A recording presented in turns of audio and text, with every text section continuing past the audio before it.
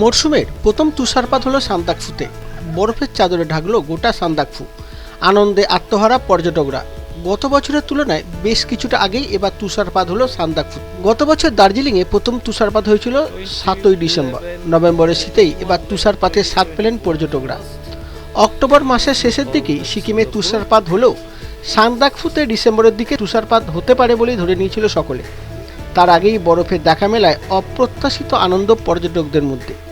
ডিসেম্বরে তাপমাত্রা আরও কিছুটা নামলেও আরও কয়েকবার তুষারপাতের আশায় রয়েছে স্থানীয় বাসিন্দারা। নভেম্বরে শুরু থেকেই পর্যটকদের ভিড় বাড়তে শুরু করেছে দার্জিলিং সহ পাহাড়ের অন্যান্য অংশে। যত দিন যাবে ভিড় আরও বাড়বে বলেই ধারণা পর্যটন ব্যবসায়ীদের। শীতে আরও জাঁকিয়ে বসলে আরও বেশি তুষারপাতের সম্ভাবনা তৈরি হতে পারে সান্দাকফুতে। শীতে পাহাড়ের অপরূপ সৌন্দর্যের পাশাপাশি তুষারপাতের লোভে বাড়তি পর্যটক যাবেন মনে করছেন স্থানীয় ব্যবসায়ীরা।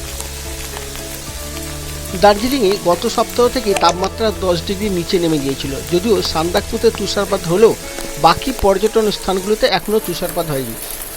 সেটা এখন সময়ের অপেক্ষা। পর্যটকরা ঘুরতে গিয়ে অপ্রত্যাশিতভাবে যখন বরফটা পায় তখন তারা আনন্দে নেচে আর গিয়ে ওঠে।